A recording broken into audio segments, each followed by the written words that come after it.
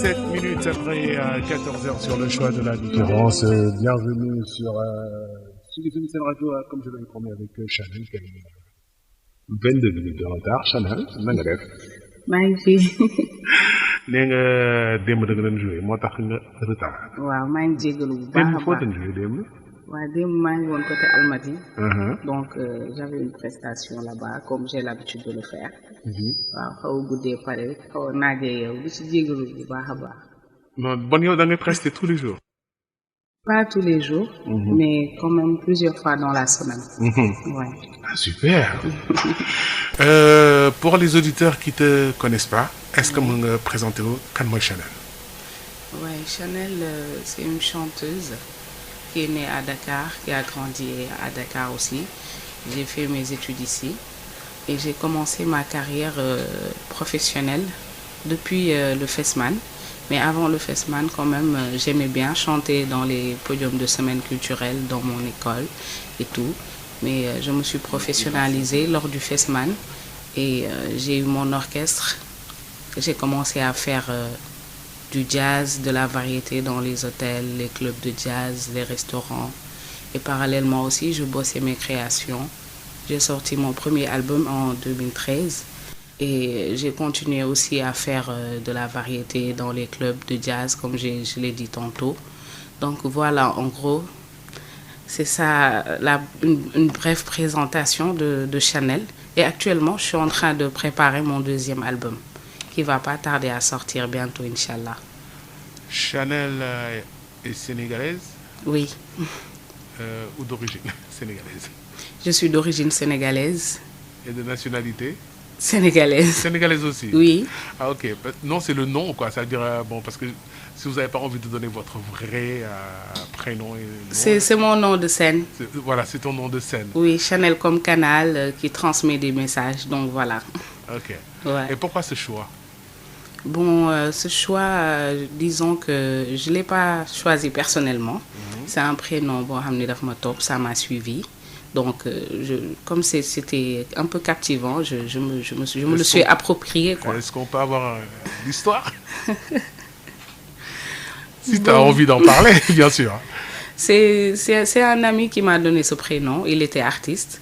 Donc, il m'a dit que ça va bien coller avec ta personne et tout. Et puis, c'est un nom qui captive. Donc, je me suis dit, voilà, depuis lors, voilà, tout le monde m'appelle Chanel. Et voilà, ça colle bien avec ma personne. Tout à l'heure, vous avez parlé de votre école. Oui. J'imagine que vous avez fait des études. Oui. Jusqu'à quel niveau? Est-ce que vous êtes toujours dans les études ou pas? J'ai fait des études jusqu'en terminale. Et après, j'ai eu à faire 2 ans de formation en marketing communication. Mais à un moment donné, il fallait que je fasse un choix. J'ai même eu à faire quelques stages comme bibliothécaire, archiviste et tout. Donc vous avez eu votre licence? Non, j'ai pas eu ma licence. Ah, donc vous avez préféré la musique, quoi. Exactement. J'ai fait le choix de la musique. Ok. Vous jouez de la guitare? Oui. Vous l'avez appris dans une école ou bien c'est à travers un musicien qui vous a appris à jouer de la guitare ou comment ça s'est passé? J'ai appris j'étais tout le temps avec de grands musiciens. Comme Grand Badou Camara, comme les musiciens de l'Orchestre National, comme mes partenaires français avec qui j'ai travaillé mon premier album. Donc, disons que j'ai plus fait la pratique que aller apprendre la guitare à l'école ou quelque chose comme ça. Je l'ai plus pratiqué en côtoyant ces maestros-là. Ok. Est-ce qu'on peut entendre un peu de Chanel en guitare? Bien sûr. Pas trop fatigué? Non, ça va. Je gère. Ok.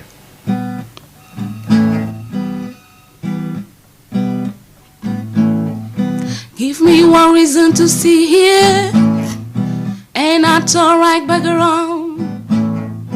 Give me one reason to stay here and not turn right back around.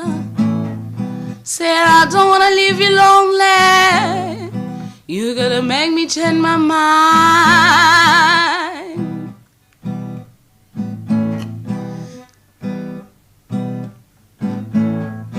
Baby, I got your number. Oh, I know that you got mine. You know that I caught you. I caught you many times.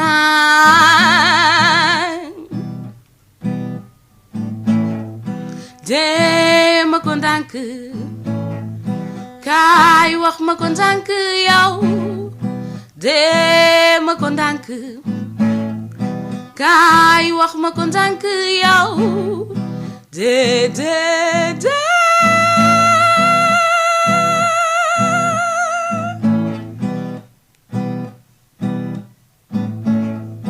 Dès que je t'ai vu pour la première fois, je t'ai aimé à l'instant.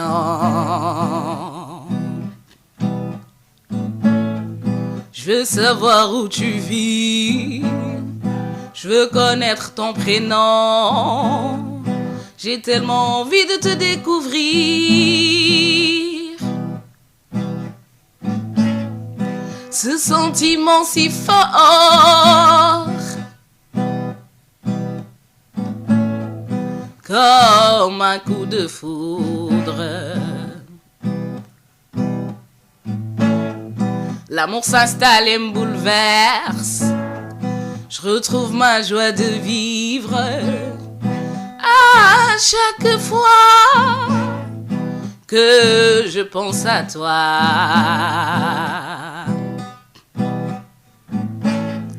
Dis-le-moi tout bas, viens me le dire tout bas. Dis-le-moi tout bas, dis-le-moi.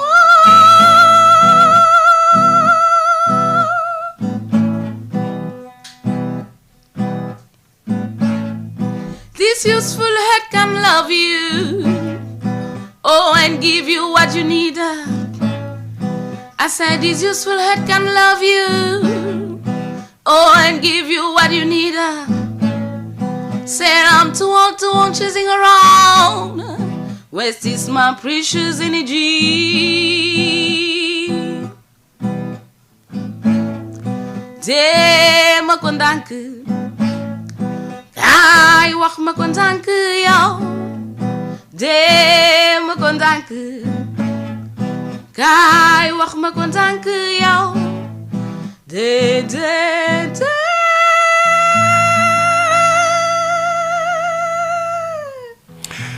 De l'amour avec Chanel sur Sandbox Live. Il est exactement 35 minutes après 14h. Alors, Chanel, nous avons remarqué que les artistes chantent beaucoup l'amour en ce moment. Est-ce que c'est ce qui marche ou bien c'est ce que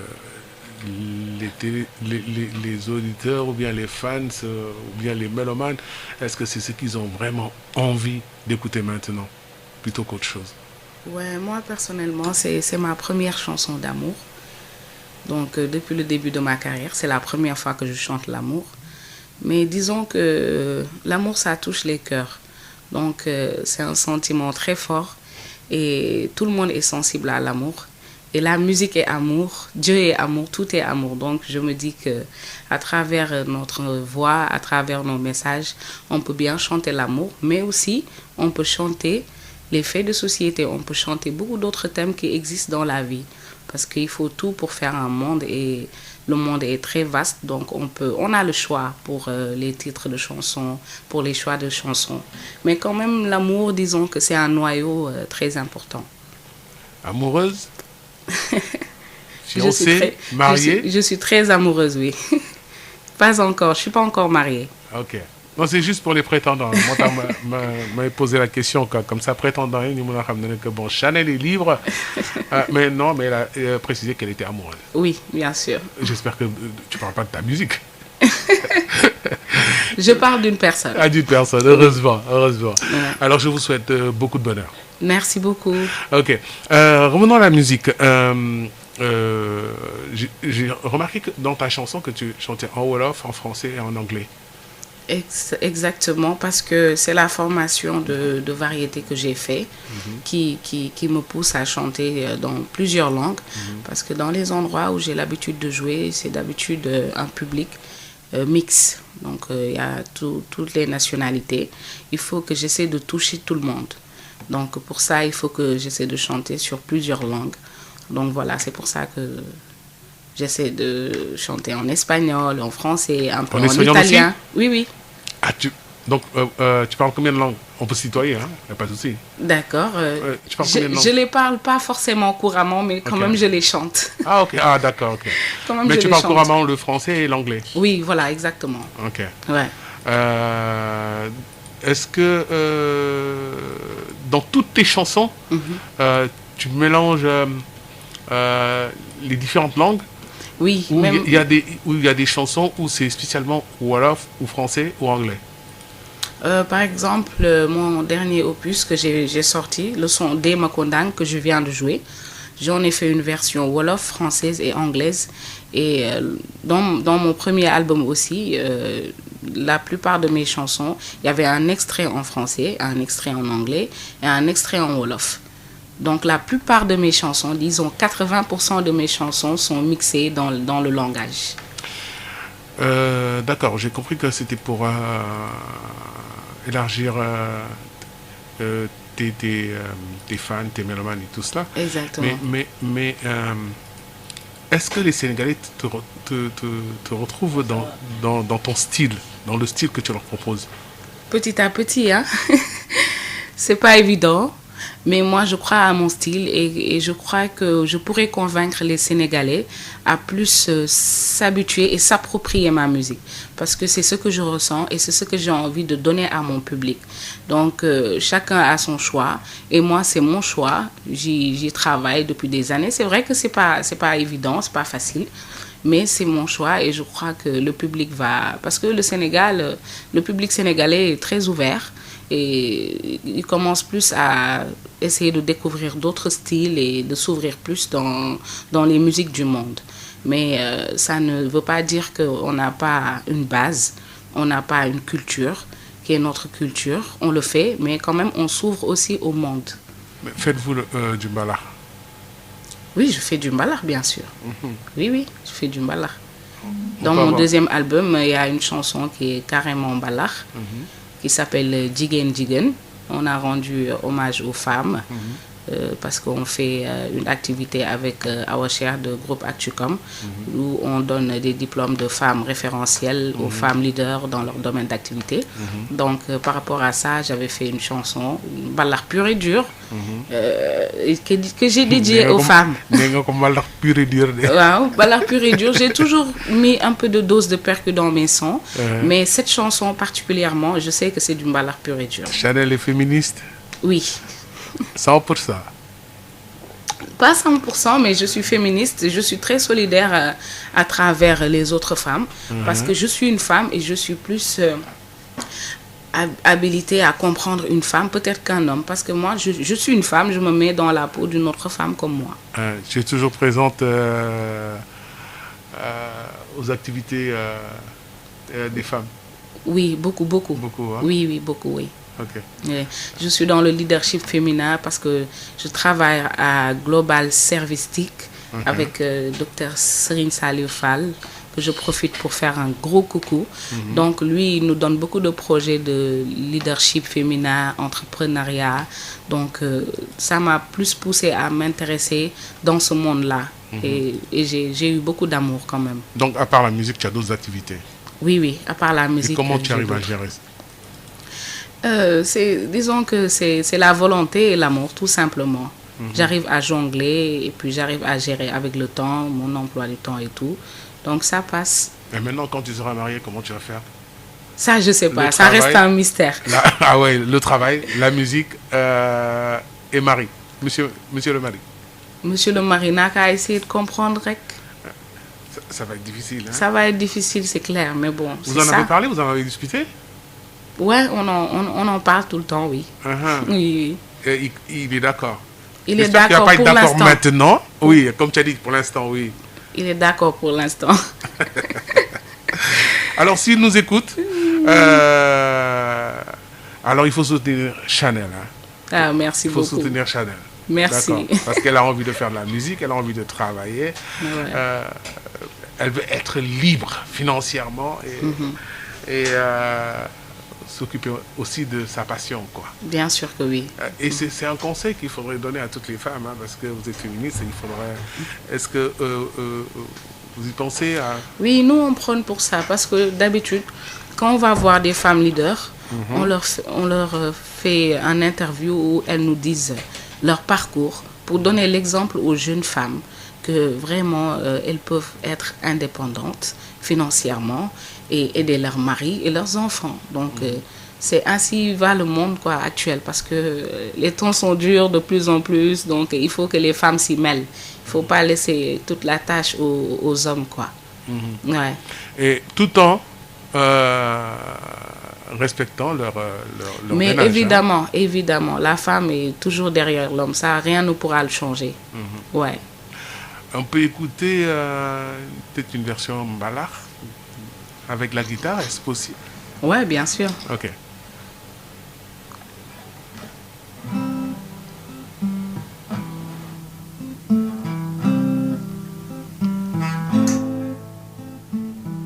Sénégal, Sénégal, déglu leen ma fàttali leen démb suñu maam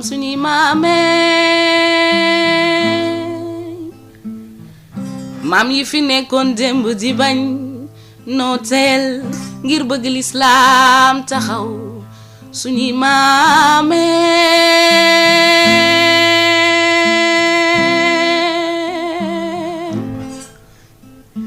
wiuma anda kongonda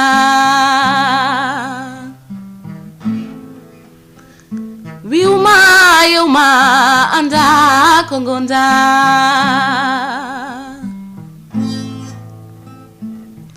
suñu maam Bamba Mbàkke su ko neexoon du dem géej kabar ba mu kabar ci biir géej keneen du ko tollanti kéemaan la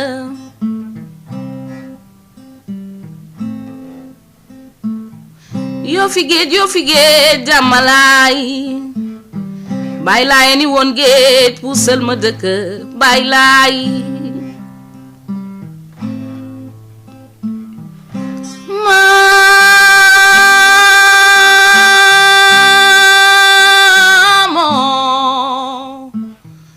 Maam Bu Kunta nga Njaasaan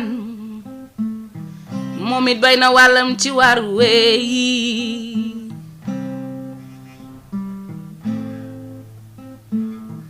Baay Ñas nga Medina Baay mooy Barahama Ñas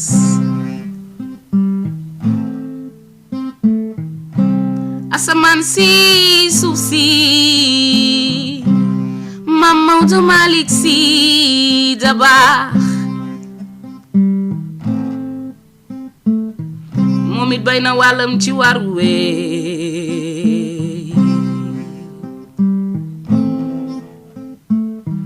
suñu maam Amari Ndaa Amare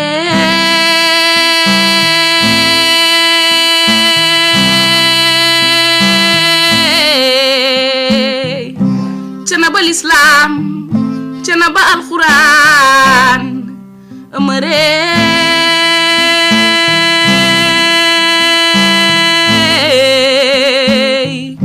fa gis mën na la dalal ba lu mu ndaw ndaw mën na la dalal ba ma way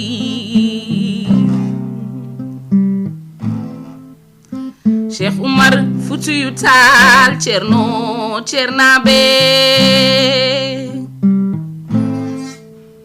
Cheikh Oumar Foutiyou Tall Cerno Cernabe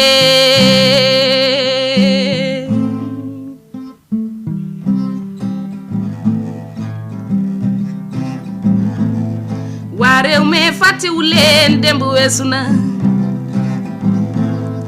waa réew mi fàttewu leen démb weesu na man Chanel ma fàttali leen démb weesu na waa réew mi fàttewu leen démb weesu na sima baa nga Bargny pétrole baa nga Mbaaw bata baa nga Tënga Géej démb weesu na waa réew mi fàttewu leen démb weesu na marché ti leen ay ci la fa nekkoon marché Sandaga garabu sanda fa nekkoon waa réew mi fàttewu leen démb weesu na marché Ocass ba ca Touba yow da ngay jaay ba ngoon di sant di dem yow da ngay jaay ba ngoon di dukkat di dem di sant di dem di dukkat di dem di sant di dem di dukkat di dem Serigne Saliou Fall borom Laminas yow da ngay jaay ba ngoon di sant di dem yow da ngay jaay ba ngoon di dukkat di dem di sant di dem di dukkat di dem di sant di dem di dukkat di dem. Nous nous retrouvons avec Chanel, qui est notre invitée sur Sandbox Live. Chanel, j'aimerais bien savoir, bon, la couleur tout parce que comme ça auditeurs yi ñeneen ñëpp mën a comprendre li ñuy wax. bëgg naa xam ndax booy def sa prestation. yow kenn yaay nekk sur scène ou bien da nga am groupe orchestre boo xam ne mooy nekk sa ginnaaw de la compagnie. Ouais, j'ai plusieurs formules parce que comme je l'ai dit tantôt, j'ai commencé avec le live. Man moom chanteuse live là parce que c'est mon début carrière rek dama commencé ak live. Commencé d'y jouer, j'ai été l'orchestre de base du King Fahd Palace pendant 5 ans. Après j'ai fait le Radisson Blu pendant 2 ans, un peu la Petite Côte, la sous-région. Donc j'ai plusieurs formules. Et tu reprenais des chansons, bien ce sont tes propres chansons. Dama doon reprendre ay standards. Comme? Beaucoup. Ouais, beaucoup. Mën nga ñu ci may benn. Ouais, bien sûr.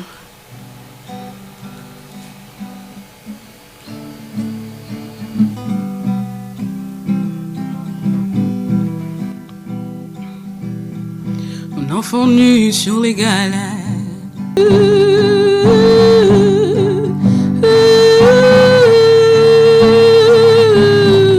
Et mes doigts pris sur tes poignets. Je t'aimais, je t'aime et je t'aimerai. Elle a fait le choix de l'amour, encore de l'amour. Ouais. Ah, j'ai beaucoup aimé, hein, super. C'est bien. Et puis, donc voilà, donc je faisais, comme je disais tantôt, je faisais souvent ces reprises-là. Et parallèlement aussi, je bossais mes créations. Mais ces standards me permettent, c'est une formation pour moi. Donc par rapport aux formules, am naa formule boo xam ne big band la, am naa quintet, quartet, trio, piano, voix, ak man ak sama guitare. Donc ça dépend de l'endroit et du voisinage parce que des fois il y a des endroits yoo xam ne du ñu bëgg dañuy am ay problèmes de voisinage. du ñu bëgg ay bruit yu bëri donc genre yooyu damay ñëw ak sama pianiste wala ma ñëw ak sama guitare. Mais si c'est des endroits de grandes occasions, là je peux emmener l'orchestre au complet. Donc voilà, j'ai plusieurs choix. Est-ce que de loolu moo la permettre nga mën a tourner tous les jours? Effectivement, loolu bokk na ci li ma permettre may mën a tourner très souvent. Parce que les endroits, comme je te dis rek, ça diffère. Il y a des endroits yoo xamante ni c'est des gens qui viennent pour faire leur séminaire, leur réunion. Ils ont envie de discuter sans que la musique les dérange. Donc dans ces genres d'endroits, je viens en trio ou en piano-voix ou avec ma guitare. Et c'est dans ces conditions que nga rencontré ce producteur pour ce premier album? Non, j'ai pas eu de producteur. Ah, t'as pas eu de producteur? Non, j'ai produire sa bopp. Ouais, man maa mës a produire sama bopp, mais quand même liggéey naa en collaboration avec une association française pour mon premier album. Donc on a travaillé ensemble, ils sont venus pendant 5 ans au Sénégal. Donc on a fait notre premier album, on a tourné un peu partout. Léegi suñu contrat ci premier album bi la yamoon, donc voilà, mais quand même j'ai toujours évolué en coproduction. Oui. Est-ce que ça a marché?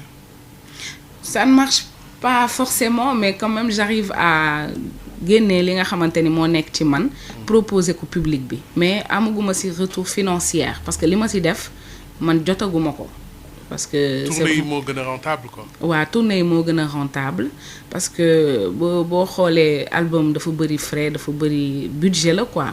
C'est un gros budget, donc boo ko defaralee sa bopp yow li nga def ci musique delloowu la ko. Donc est-ce qu'on peut dire que léegi artistes yi lu tax ñuy génne album wala di génne single, c'est pour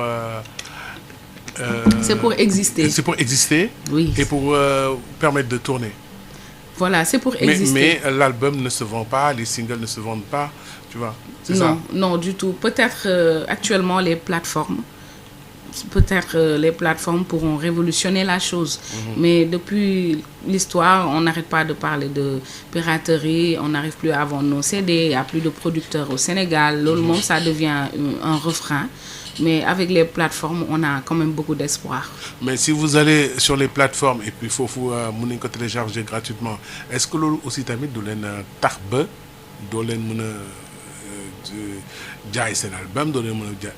Waaw. Parce que aussi bon bu fekkee ne yéen ñëpp da ngeen dem ci plateforme yi bon parce que bon y a la monétisation. Oui. peut-être foofu da ngeen di gagner aussi. Oui. Mais est-ce que loolu tamit du tax ba nit yi aussi bu ñu bëggee consommer seen album. mën nañ ko dem télécharger gratuitement quoi. Bon pour cette question là suñu gan gi tey di Chanel nga xam ne moom day artiste la day composer ba pare day jouer guitare jigéen boo xam ne wax dëgg neex yàlla baat ba neex na lool sànq ñu ngi nekkoon ci benn waxtaan donc ma bëgg ñu dellu siwaat ci rek nga ci mbirum album yi lañu doon waxtaan ak plateforme yi. Effectivement ñu ngi ci doon waxtaan parce que artiste boo ko laaj daf la koy wax dina ni la que bu fekkee génne produit jaay rek mooy tax nga am revenu kenn génnu ci par rapport à ça donc gars yi peut-être parallèlement ñu ngi ut ay yeneen stratégie pour génn ci maanaam ay nit yu baax gars yi seen ay nit yu baax ñoo leen di teral parce que musique sénégalaise foofu la tollul ci foo xamante ni nii ça se commercialise mën nga ci tedd yow naa am na si ñoo xamante ni. peut-être ay nit yu baax c'est-à-dire Samba Mbayaan. waaw la plus bëri na si. bëri na si artistes yoo xam ne tey jii seen ay nit yu baax ñoo tax ñoom ñu am dara si art mais du art en tant que tel peut-être art lu mu leen may mooy tur bi tax nit ñi di leen mën yéene di leen defal. mais donc est-ce que du loolu moo tax y a beaucoup d'artistes yoo xam ne ñu ngi dugg ci musique bi mais vraiment. ma baal mais amuñu talent amuñu dara quoi c'est-à-dire seen wuy yëpp ay sambayaan la quoi. waaw parce que tamit boo duggee ci benn affaire fulla la bokk na ci fulla nga bëgg ci am dara waaw donc ñoom bu fekkee Sénégal foofu la affaire bi toll ñoom tamit il faut que ñu am lu ñu yóbbu kër ga il faut que ñu am lu ñu teralee seeni waajur ak lu ñu toppatoowee seen bopp donc bu fekkee musique jaay sa produit fayu la moi je trouve que voilà c'est une stratégie pour se faire de l'argent affaire bi foofu la toll. Moi, je suis pas mais d'accord. moi non plus je suis pas d'accord mais quand même mënoo liggéey ba pare te doo ci am dara.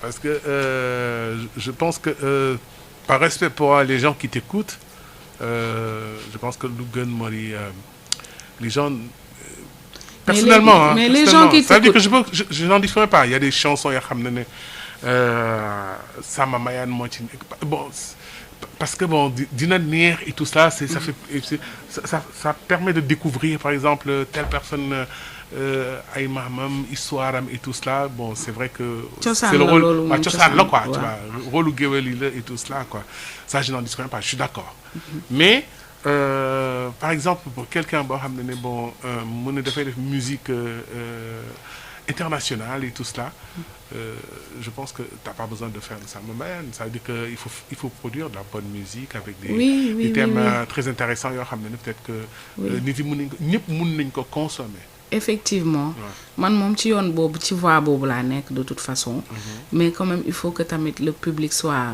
plus ouvert par rapport à ça ñu jox la chance yow nga am courage de continuer si loolu parce que y en a qui avaient commencé à le faire mais après à un moment donné ils se sont découragés par le public parce que dañuy gis ni kiy def leneen moo ëpp avantage si seen gis-gis mais bii moo gën a yeex mais fay bi moo gën a baax daal.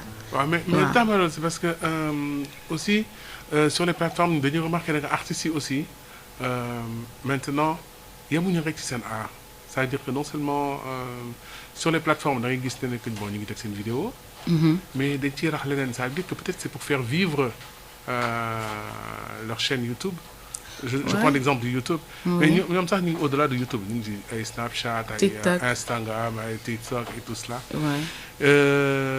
mais en fin de compte je- excusez-moi, parce que je ne veux Non, pas mais que allez-y. déranger les artistes. Non, Mais non. dafay mel ni après ça devient de la comédie quoi. Parce que Waaw, boo da ngeen gis ñuy def ay vidéos yoo xam ne vraiment qui n'ont rien à voir avec la avec musique. la musique. Ouais, mais est-ce que peut-être c'est que ça dañ la bëgg a vie d'un bëgg artiste dañoo maintenant? bëgg a bëggal seen ay fans rek parce que nit ki Ou, moom li mu ou bëgg pour li faire le buzz. pour faire le buzz parce que ñoom bu ñu defoon buzz boo xam ne personne ne les suit ils vont plus le refaire. C'est parce qu'ils sont sûrs que c'est ça qui intéresse le public. C'est pour ça qu'ils le font. Et moi je trouve que c'est pas ça quoi exactement. Donc public bi en ce moment foofu lañu toll. Ah man de ci Yow li en ma tant gis qu'artiste. y a une bonne partie. Uh-huh. Non pas tout le monde quand même. Y a une bonne partie yoo xamante ni tey jii man am na lu ma parce que doon ñooñu def ngay rek dégg, génne ah. ko ci YouTube Parce bi. que ñooñu ngay dégg ah. waaw parce que suba nga dégg ñëpp ne Chanel c'est clair. ah. Parce que c'est comme par exemple là. du si ki koy def de ci ñi koy ci te ñi voir avec yow ton booy copain, jaay dara peut-être. waaw booy jaay dara bu jarul ci ñi koy jënd la maanaam booy jaay dara bu nit ñi ñëwee jënd ko communication. waaw ah. Donc yow pour yow forme de communication boobu baax na yow en tant qu'artiste et ba pare ko xam ne jàng nga communication et tout cela est-ce que amul beneen moyen boo xam ne nit mën nañu mën a jaar. Les artistes pour par exemple faire écouter leur musique parce que. ouais Youssou Ndour est célèbre. très célèbre oui. Tu vois. Mais et pourtant jusqu'à présent il fait le buzz et tout cela mais. Donc gis muy def genre de vidéo yooyu.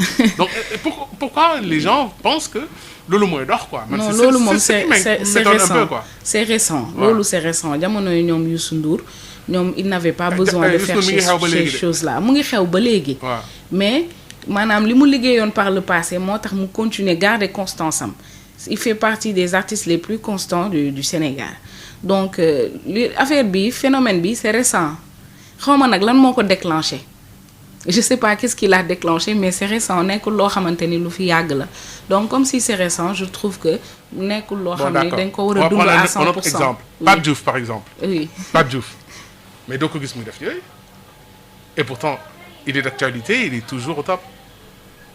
Ouais, parce qu'il a été formé par Youssou Ndour c'est normal li nga Ah, jàng d'accord. rek ngay tari ah. Donc vous conseillez à tous les artistes d'aller voir Youssou Ndour pour se faire conseiller. Pourquoi pas Youssou Ndour c'est un bon exemple. Ok. Donc il faudra suivre son exemple alors. Mais oui, et on a tant d'autres. Il y a Baba Mal, Ouais. il y a Feu Thione Balago Seck. Ouais. Waaw. doo leen doon gis si ñuy def yenn vidéo yi. Non, non, non. Et pourtant bon. Non, man nag tu me poses une question boo xam ne moi-même je me pose cette question tout le temps. Ok. Qu'est-ce qui a déclenché ce phénomène-là? mais yow war nga mën a trouver une solution par exemple mën nga ne bon man lii laa adopté lii laay def et lii laay def pour par exemple pour rester. Man chaque jour ñu ne ma boo defoon lii suba nga am buzz soo defoon lii mais yàlla comme daf par ma exemple dimbali. comme par exemple. Non comme yi gars yi di def rek. non mën nga jox benn exemple yow dañ lan lañ lay conseiller par exemple yenn saa yi. Non, sama tu rajo peux- ngay conseiller. Non, non, heureusement que je suis bien entourée. Heureusement et que je suis bien éduquée. J'ai une bonne éducation de Sinon base. j'allais tirer les oreilles à Awa. Non, non, non, non, c'est pas elle, c'est les gens, C'est les les fans. amis, voilà, xam nga. Uh-huh. Les internautes, les amis, tout ça. ñi nga xam ne da nga leen di xam nii rek ñu lay wax ay affaires naan la tu pouvais être plus sexy, tu pouvais des choses quoi yoo xamante ni nii yow da nga leen di déglu ñu wax parce que da nga naan kii yéene na ma quoi. Mais yow da ngay xam li nga bëgg ak li nga gëm. Parce que man depuis le temps où je suis sur cette voie là. su fekkoon découragé rek man découragé naa bu yàgg. Mais man mënuma la jox réponse par rapport à ce qui se passe actuellement parce que je suis pas dedans du tout. Mais il t'arrive d'être découragé. Vite fait, mais bon. Ma passion. C'est passager quoi. Ouais, c'est passager. Ma passion est beaucoup plus forte. Oui.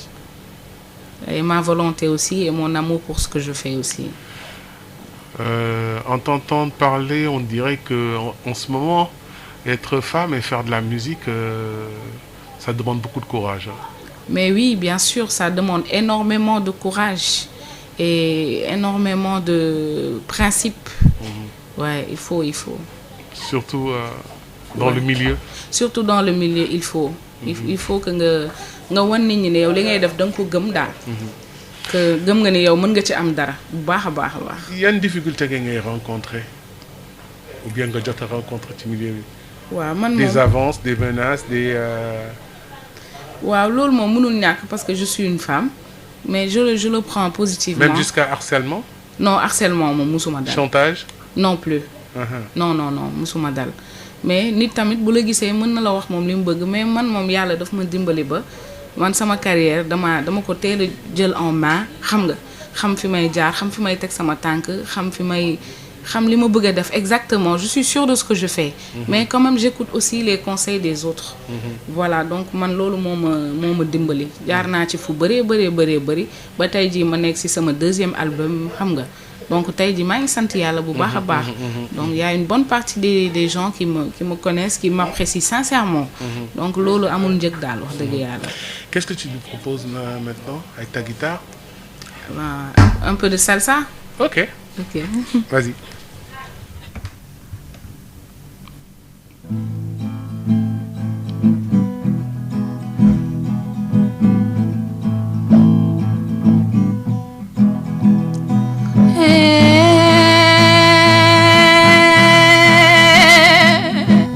Ay, por el camino del sitio mío un carretero alegre pasó.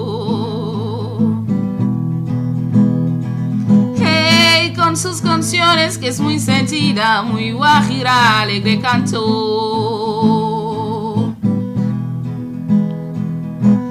Me voy a Traborador a descargar la careta, me voy a Traborador a descargar la careta para cumplir con la meta de mi pequeña labor. A caballo vamos pa'l monte, a caballo vamos pa'l monte, a caballo vamos pa'l monte, a caballo vamos pa'l monte.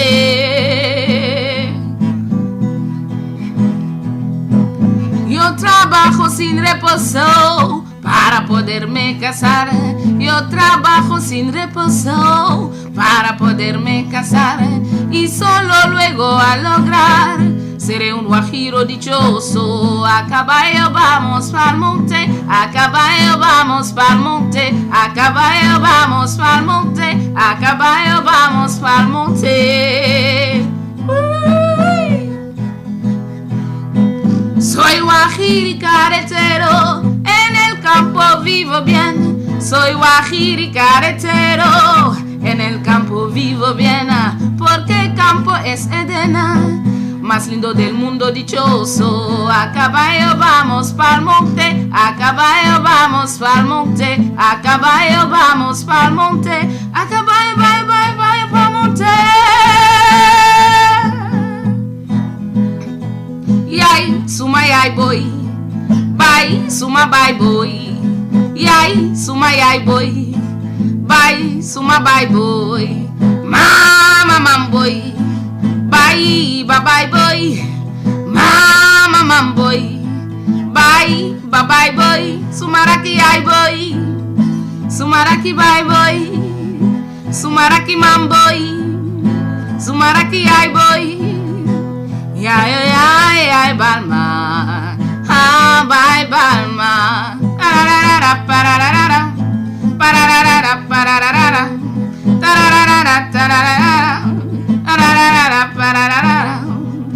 Pa pa pa pa para pa, pa pa pa pa para pa, pa pa pa pa para pa, ta ta ta ta ta ta.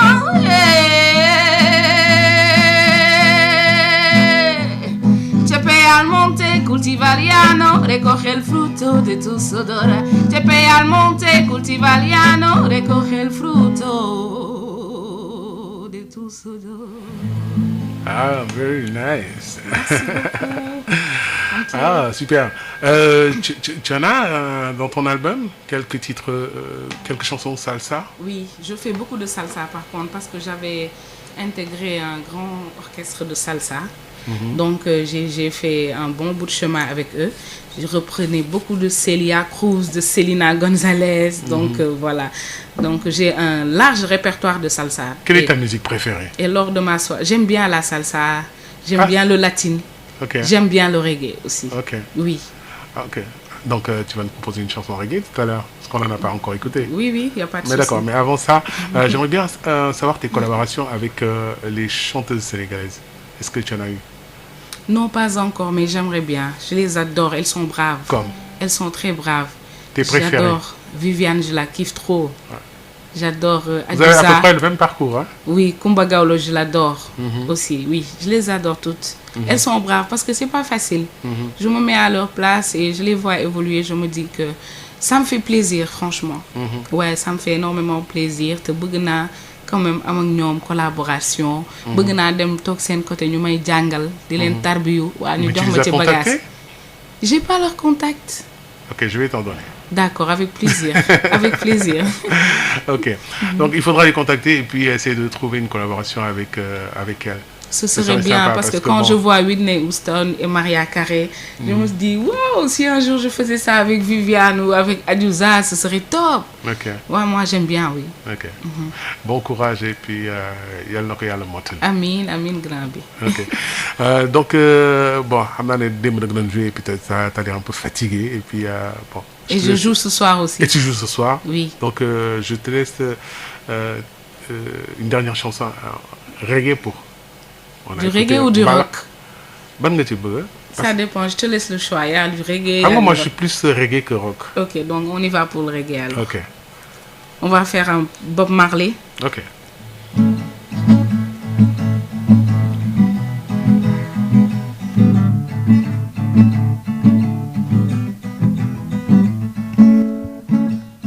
One love, one heart. Let's get together and feel alright. Hear the children crying. One love, one heart. Give thanks and praise to the Lord, and I will feel alright. Saying, let's get together and feel alright. Whoa, whoa, whoa, whoa, whoa. Let them all pass all that. Dirty remark, one Lord. There is one question I'd really love to ask. One heart, is there a place for the hopeless sinners who has heard all mankind just to say his own belief? One love, what about the wonders? One heart, let's get together and feel alright. Hear the children crying, one love. Hear the children crying, and I give thanks and praise to the Lord, and I will feel alright. Saying, let's get together and feel alright. One more thing, let's get together to fight this holy Armageddon. One love, and when the morn comes, there will be no doom. One heart, have pity on those whose chassis grow sinners. There went no head in place from the fathers of creation, saying, one love. What about the wonder? One heart, let's get together and feel alright. Hear the children crying, one love. Hear the children crying. Give thanks and praise to the Lord, and I will feel alright. Saying, let's get together and feel alright. Give thanks and praise to the Lord, and I will feel alright. And let's get together and feel alright. Give thanks and praise to the Lord, and I will feel alright. Bravo Chanel et merci pour d'avoir répondu à notre invitation Avec sur grand Sandbox plaisir. Live. Avec grand Alors, plaisir. j'espère qu'on va te revoir. Et où est-ce Avec que tu plaisir. joues ce soir? Ce soir, je serai au Zanzibar, en ville 16, rue Parchap, Ok. à côté de la place de l'Indépendance, à partir de 23h. Donc, maa ngi ñu woo bëgg ñëpp voilà. ñu ñëw xam nga découvrir li may def et tout, c'est très intéressant. Ok. Ça va leur plaire. C'est de 23h à quelle heure? Jusqu'à 2h du mat. Jusqu'à 2h du matin. Oui. Ok. Bon courage. De toute façon, je te souhaite plein succès. Merci. Et je te laisse dire au revoir aux auditeurs. Et je te remercie beaucoup pour l'invitation. Ah non, vraiment, c'est partagé. Hein. Merci beaucoup. Ok, c'est tout? C'est tout ce que tu as à dire aux auditeurs? Ouais, et pour tous ceux qui ont besoin de Ouais. moi, excusez-moi, pour une prestation, vous pouvez appeler mon manager au 77 505 77 64. 77 505 77 64. 64. Donc, on fait des soirées à thème, on anime des mariages, on anime dans les restaurants, les hôtels, un peu partout. On a un large répertoire très diversifié. Ku bëgg mbalax ñu ñëw indil la mbalax, ku bëgg salsa noonu, leneen ak leneen noonu. Ndeysaan. Waaw. Super. Et bon courage et à très bientôt, Inch'Allah. Merci. Ok, au revoir. Merci, au revoir à vous aussi. Sandbox, 14h-16h sur Sud FM 98.5 avec Aziz Koulibaly.